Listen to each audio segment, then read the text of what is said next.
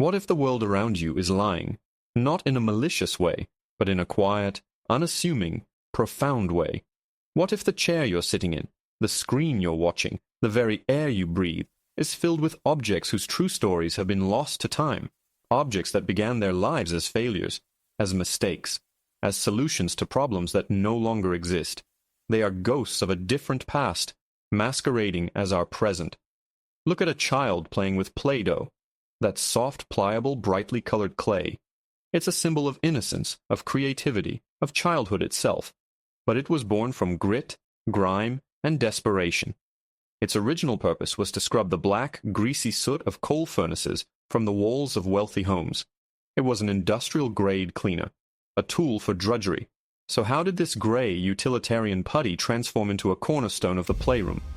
And more importantly, what other secrets are hiding in plain sight, all around us right now?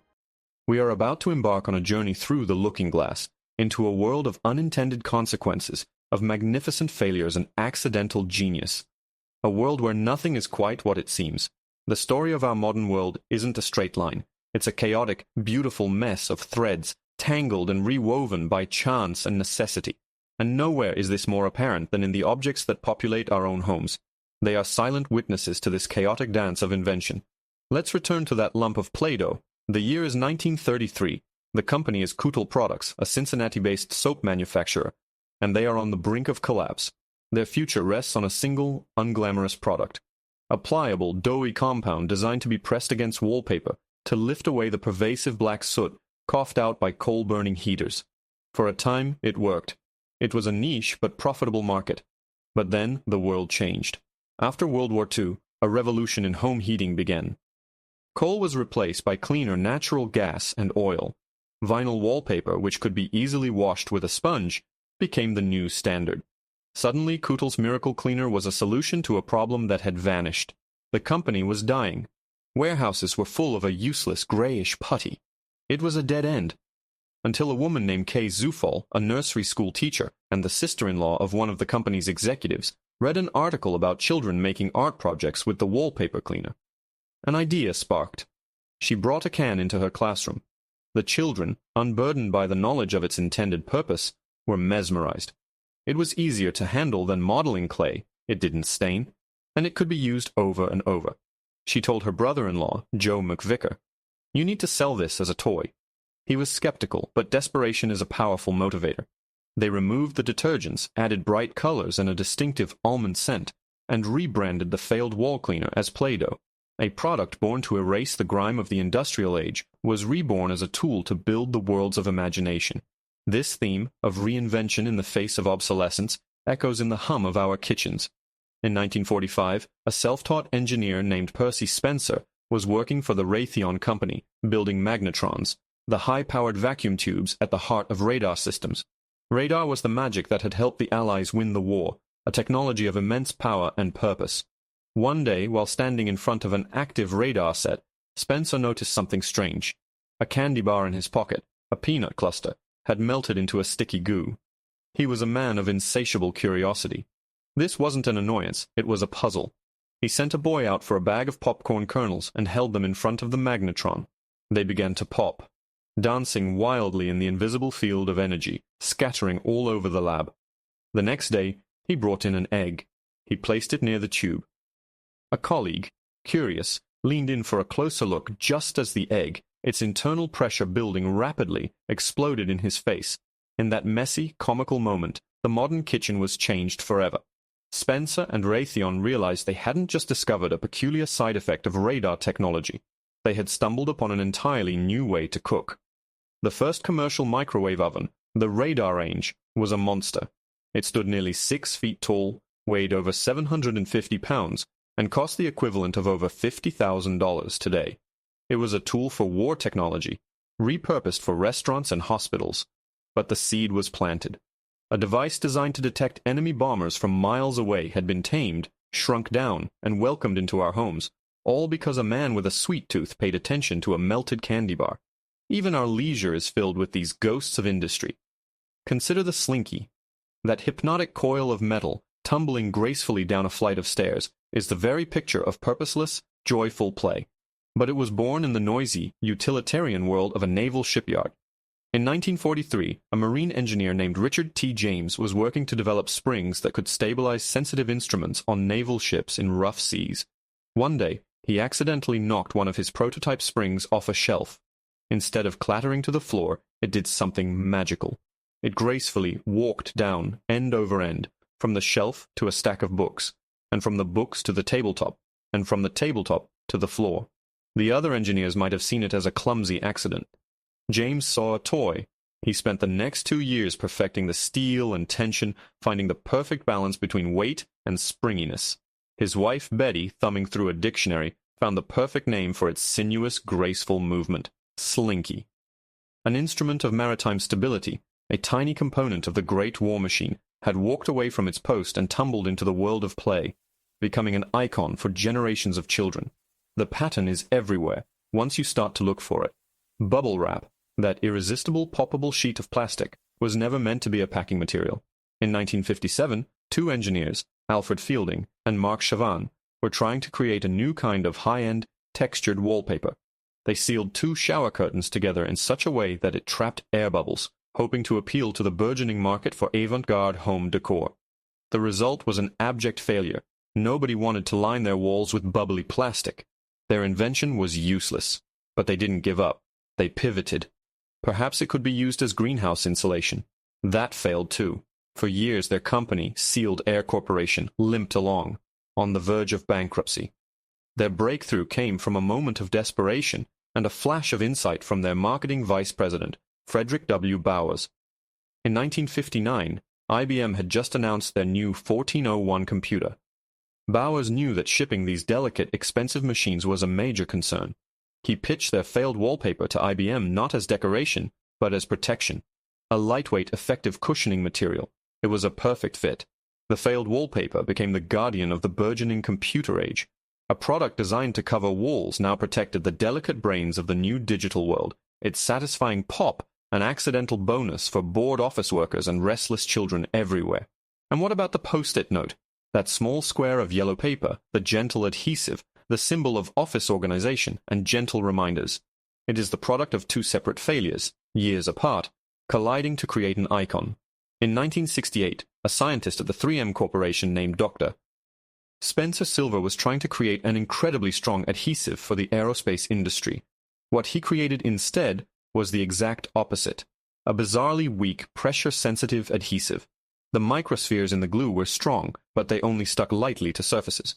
You could peel it off without leaving a residue, and then re-stick it. It was a failure, a high-tech adhesive that barely adhered. It had no obvious purpose. For 5 years, Silver championed his solution without a problem, giving seminars throughout 3M, hoping someone would find a use for it. No one did. The invention was shelved, a scientific curiosity. Years later, another 3M scientist, Art Fry, was singing in his church choir. He was endlessly frustrated. The small slips of paper he used to mark the hymns in his hymnal kept falling out. He needed a bookmark that would stick, but not damage the delicate pages. Suddenly, he remembered his colleague Spencer Silver's seminar about the useless, low-tack adhesive. The light bulb went on. He coated his paper bookmarks with Silver's failed super-weak glue. It was perfect. The notes stayed put, but peeled off effortlessly. A failed superglue, born from aerospace ambitions, met a frustrated choir singer's simple need. The Post-it note wasn't designed, it was assembled from the spare parts of forgotten ideas. This idea, that a failure can become a foundation, echoes not just in the comfort of our homes, but in the very medicine that keeps us alive. In this realm, the stakes are not profit or convenience, but life and death. And here, serendipity plays its most dramatic role. The story of penicillin is perhaps the greatest accident in human history. In 1928, the bacteriologist Alexander Fleming returned to his laboratory at St. Mary's Hospital in London after a 2-week holiday. Fleming was notoriously untidy. His workbench was a chaos of old experiments. Before leaving, he had been growing cultures of the Staphylococcus bacteria in petri dishes. Upon his return, he began to sort through the clutter, preparing to discard the old cultures. But on one dish, he noticed something odd. A blob of bluish-green mold, Penicillium notatum, likely blown in from a lab on another floor, was growing. That wasn't the strange part. The strange part was what surrounded it. In a clear ring around the invading mold, The deadly Staphylococcus bacteria had been destroyed. It was as if the mold had erected an invisible shield. Many scientists would have simply discarded the contaminated plate. It was a ruined experiment. But Fleming was different. He saw not a contamination, but a conversation. The mold was secreting something that was a potent weapon against bacteria. He called it mold juice, and later penicillin. For over a decade, his discovery remained a scientific curiosity, difficult to produce in large quantities. It took a team at Oxford University and the massive industrial might of the United States during World War II to turn Fleming's accidental observation into the world's first antibiotic. A moment of messiness in a cluttered lab saved hundreds of millions of lives, fundamentally altering the course of human history and our relationship with disease. A single contaminated petri dish became the cornerstone of modern medicine. The pharmacy shelves are filled with such stories. In the early 1990s, the pharmaceutical giant Pfizer was deep into clinical trials for a new drug called sildenafil citrate. Their goal was to treat angina, a form of chest pain caused by restricted blood flow to the heart. The logic was sound. The drug was designed to dilate blood vessels. But the results were disappointing. It had a negligible effect on angina. The multi-million-dollar trial was a failure. As they prepared to scrap the project, however, the researchers began to notice a pattern in the reports from the male test subjects. The drug was indeed dilating blood vessels, just not primarily in the chest. It was producing a very specific, very unexpected, and for many, a very welcome side effect. The company made a daring pivot. They stopped studying the drug as a heart medication and began studying it as a treatment for erectile dysfunction.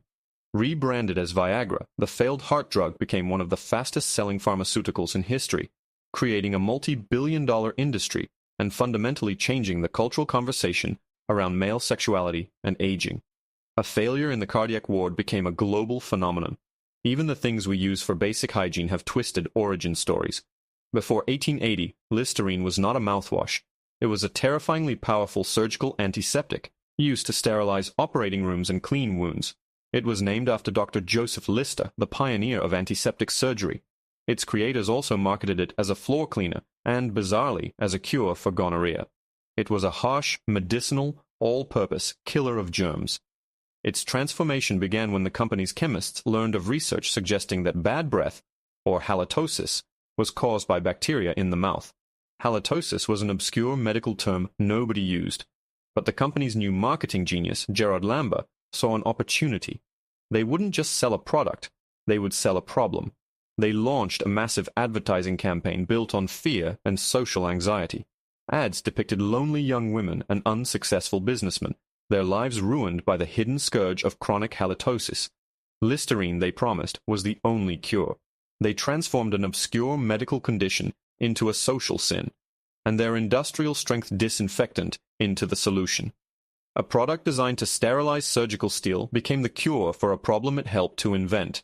The same pattern of unexpected side effects repeats. Minoxidil, the active ingredient in Rogaine, was first marketed as a potent drug to treat high blood pressure. It worked, but it came with a peculiar side effect that alarmed patients. It caused hair to grow, often in unwanted places. For years, this was seen as a negative. But Dr. Guinter Kahn, a dermatologist at the University of Colorado School of Medicine, had a flash of insight. What if this side effect was actually the main effect? What if you could apply it topically to where hair was wanted rather than lost? It took years of fighting with the drug's manufacturer, Upjohn, who initially dismissed the idea, but eventually they saw the commercial potential. The blood pressure medication was reformulated into a topical solution. A drug designed to work on the heart found a new life on the head, offering hope to millions experiencing hair loss. But not all innovation comes from quiet labs or happy accidents in the home. Sometimes it is forged in the crucible of conflict, born from the desperate calculus of war, only to find a new, peaceful purpose in the world it helped to shape. Every time you use your phone to navigate, you are using a technology that is a direct descendant of Cold War paranoia. The Global Positioning System, or GPS, was not created for civilian convenience. It was born on October 4, 1957, the day the Soviet Union launched Sputnik 1, the world's first artificial satellite. The incessant beep beep beep from orbit sent a shockwave of fear through the American defense establishment. Two young physicists at the Johns Hopkins Applied Physics Laboratory, William Guyer and George Wyffenbach, decided to monitor the satellite's signal. As they listened, they noticed they could pinpoint the satellite's exact position in orbit based on the Doppler effect, the way the radio signal's frequency shifted as it moved towards or away from them. Their boss, Frank McClure, had a stunning realization. If they could locate the satellite from a known position on the ground, could they reverse the problem? Could a user on the ground, say, on a submarine carrying nuclear missiles, pinpoint their own unknown location by listening to signals from satellites with known positions? The idea was revolutionary. The U.S. Navy funded the project, creating the first satellite navigation system, Transit. This military-grade technology evolved into the modern GPS constellation, a network of dozens of satellites originally intended to guide ballistic missiles and track troop movements with pinpoint accuracy. For decades, the most precise signal was encrypted for military use only. It was only in the year 2000 that President Bill Clinton ordered this high-accuracy signal to be made available for civilian use. A weapon of unimaginable destructive potential was transformed into a universal utility, guiding our pizza deliveries, our daily commutes, and our holiday road trips. The ghost of the Cold War lives in your pocket. Look in any toolbox and you'll find another veteran of war. Duct tape. During World War II, Vesta Stout, an ordnance factory worker and a mother of 2 sons in the Navy, worried constantly. The ammunition boxes she packed were sealed with thin paper tape and then waxed, a system that was flimsy and difficult for soldiers to open quickly in the heat of battle. She knew fumbling with a tough seal could mean the difference between life and death. So she came up with an idea, a strong, cloth-based, waterproof tape that could be torn by hand. She brought her idea to her bosses, but they dismissed it. Undeterred, Vesta Stout sat down and wrote a letter directly to President Franklin D. Roosevelt, outlining her concerns and her solution with diagrams. The letter landed on the president's desk. He was impressed. He passed it to the War Production Board, and soon the Johnson & Johnson Company was tasked with developing the product. They created a tape made from a rubber-based adhesive applied to a durable duck cloth backing. It was olive drab green, waterproof like a duck's back, and the soldiers who used it to seal ammo cans, repair jeeps, and even patch aircraft called it duck tape. After the war, this military marvel came home. The housing boom created a new need, sealing heating and air conditioning ducts. The tape was remarketed. Its color changed from army green to the familiar silvery gray, and it became duct tape, the universal fix-it tool, a symbol of rugged ingenuity far removed from its urgent, life-or-death origins on the battlefield. Even our toys can be the children of conflict. During World War II, the United States faced a critical shortage of rubber, as the Japanese had captured most of the rubber-producing territories in Southeast Asia. The government put out a desperate call for scientists and engineers to invent a synthetic substitute. A chemical engineer at General Electric named James Wright was working on this problem. He was experimenting by dropping boric acid into silicone oil. The result was not a viable rubber substitute. Instead, it was a bizarre, useless goo. It stretched, it bounced higher than rubber, it could break cleanly when struck hard, and it would melt into a puddle if left alone. It was a complete failure for its intended military application. It had no practical use whatsoever. The stuff sat on shelves in GE's labs for years, a pointless curiosity. Until one day, an unemployed advertising executive named Peter Hodgson saw its potential at a party where it was being passed around as a novelty. He borrowed money, bought the manufacturing rights from GE, and packaged the useless goo in colorful plastic eggs. He called it Silly Putty. A failed attempt to create synthetic rubber for the war effort was reborn as one of the most iconic and beloved toys of the 20th century. Its most famous trick, lifting images from newspaper comics, was just another one of its strange accidental properties. The story repeats with super glue. In 1942, Dr. Harry Coover was working for Eastman Kodak, trying to create a material for clear plastic gun sights for soldiers. One of the formulas he experimented with was cyanoacrylate. The substance was a disaster. It was frustratingly sticky, bonding instantly to everything it touched. It ruined his equipment. He rejected it as useless and moved on. 9 years later, Coover was supervising a project to develop a heat-resistant acrylate polymer for jet canopies. Once again, a lab technician used cyanoacrylates, and once again, they found them to be infuriatingly sticky, permanently bonding a brand new, expensive pair of refractometers. But this time, in that moment of frustration, Coover had his epiphany. He realized he had been looking at the substance all wrong. Its flaw, its incredible, instant stickiness, was its true purpose. They weren't trying to make plastic canopies. They had accidentally created a revolutionary adhesive that required no heat or pressure. Initially marketed as Eastman Chup 910, it was later repackaged and sold as superglue, a substance twice born from the needs of military aviation, finding its true calling not in the sky, but in our homes, fixing broken ceramics and bonding our fingertips together. And what of the things that delight our senses, the flavors and textures we crave? Surely they were designed with purpose. But our kitchens and pantries are also museums of happy accidents. Coca-Cola, the most recognized brand on earth, was not invented as a refreshing beverage. It was the creation of a pharmacist in Atlanta named John Pemberton. Wounded in the Civil War and addicted to the morphine used to treat his pain, Pemberton was on a quest to find a substitute. His first creation was Pemberton's French wine coca, a nerve tonic made with coca leaves, which contained trace amounts of cocaine and cola nuts. When Atlanta passed prohibition legislation in 1886, he was forced to reformulate his tonic without the wine, creating a purely syrup-based version he could mix with soda water and sell at the local pharmacy's soda fountain. It was marketed as a panacea, a cure for everything from headaches and anxiety to indigestion and impotence. It was medicine. The world's most popular soft drink began its life as a 19th-century patent medicine, a desperate attempt by one man to cure his own private demons. Breakfast, too, was born of a mistake. In the late 19th century, the brothers John Harvey and Will Keith Kellogg ran the Battle Creek Sanitarium, a sort of health spa for the wealthy, based on the principles of the Seventh-day Adventist Church. They advocated for a strict vegetarian diet, believing that bland, simple foods would curb sinful passions. One of their creations was a dough made from boiled wheat, which they would then roll into thin sheets and bake. One day they were called away on an urgent matter and left a batch of boiled wheat sitting out for several days. When they returned, the wheat had gone stale.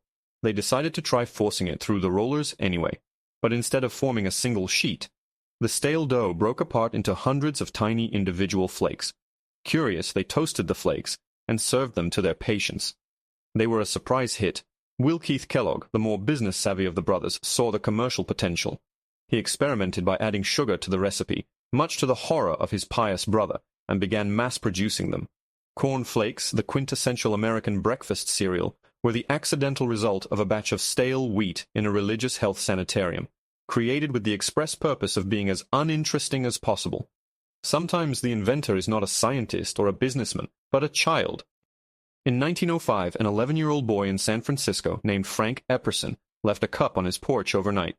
Inside the cup was a mixture of sugary soda powder and water, with a wooden stick he'd been using to stir it. That night, the temperature in San Francisco dropped to a record low. When Frank woke up the next morning, he found his drink had frozen solid around the stirring stick. He pulled it out and licked it. It was delicious. He called his invention the Epsicle. He made them for his friends and later for his own children. It wasn't until 18 years later, in 1923, that he finally filed for a patent, at the urging of his own kids, who called it Pop's Cycle. The Popsicle, a beloved summer treat, was nothing more than a forgotten drink left on a cold night by a careless 11-year-old boy. Even our spiciest disagreements can lead to culinary genius. The potato chip was born of anger. In 1853, at Moon's Lake House in Saratoga Springs, New York, a chef named George Crumb was having a difficult night. A particularly fussy customer. Some say it was the railroad magnate Cornelius Vanderbilt kept sending his fried potatoes back to the kitchen, complaining that they were too thick, too soggy, and not salty enough. Exasperated and insulted, Crumb decided to teach the patron a lesson. In a fit of malicious compliance, he sliced the potatoes paper thin, fried them in hot grease until they were crispy brown, and showered them with an absurd amount of salt. He sent the plate out, expecting the customer to be horrified. Instead, the man was ecstatic. He loved the thin, crunchy chips. Other patrons began requesting Saratoga chips, and soon the spitefully made dish became the signature item on the menu. A chef's angry retaliation against a demanding customer became one of the world's most popular snack foods. So we are left in a world built on revisions and second guesses. A world where wallpaper cleaner becomes a child's toy, where radar technology cooks our food, where failed glues organize our lives, and where military tools guide us home. These stories are more than just trivia. They are a profound lesson in the nature of purpose. They teach us that innovation is not a linear path. It is a messy, unpredictable, and often accidental process. It's a reminder that the greatest breakthroughs often come not from a perfectly executed plan, but from recognizing the potential in a mistake. It's about having the wisdom to see a use for the useless, a solution in a side effect, a triumph in a failure. The world is not a fixed, static place. It is a constantly evolving system of objects and ideas, all searching for their ultimate purpose. Perhaps the most important takeaway is this: purpose isn't always designed. Sometimes it's discovered, and the next world-changing idea might not come from a grand vision, but from a simple, honest observation of a beautiful mistake. What failures in your own life, what unexpected outcomes might just be waiting for you to look at them in a new light? What other stories of accidental genius do you know? Share them in the comments below. And if this journey into the secret history of our world has changed the way you see the things around you, consider subscribing. There are so many more stories to tell.